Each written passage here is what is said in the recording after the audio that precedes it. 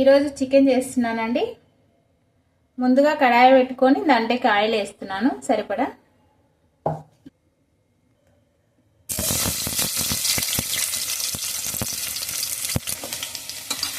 Onions వేసినానండి, అవి ఎర్రగా కావాలి ఆయిల్లో. అల్లం వెల్లుల్లి అండి, ఈరోజు లెగ్ పీసులు కొట్టించుకొచ్చాడండి నా కొడుకు. బాగా కడగాలి నీట్గా. చికెన్ వేసేసినానండి. తగినంత సాల్ట్ వేసుకోవాలి మనము. సగం స్పూన్ పసుపు వేసుకోవాలి. బాగా కలపాలండి.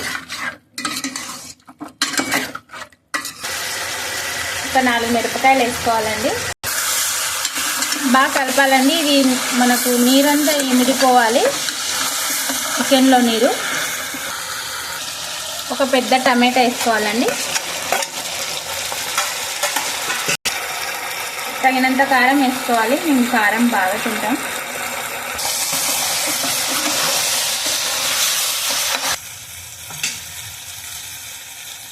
ఇప్పుడు మూత పెట్టేసుకొని బాగా మగ్గనివ్వాలండి. మూత తీసేసి కొన్ని తగినన్ని వాటర్ వేసుకోవచ్చండి. ఇప్పుడు మనము వాటర్ వేసినాక కలపాలండి. మనం ఎంత మనకు కావాలో అంత వేసుకోవచ్చు, తగినన్ని.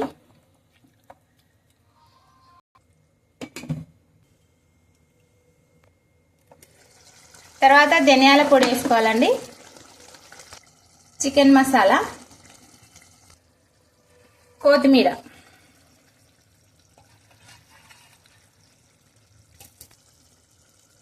మూత పెట్టేసేయాలండి. ఒక 5 నిమిషాలు సన్నని మంట మీద అలాగే మగ్గియాలి. చికెన్ రెడీ అయిందండి.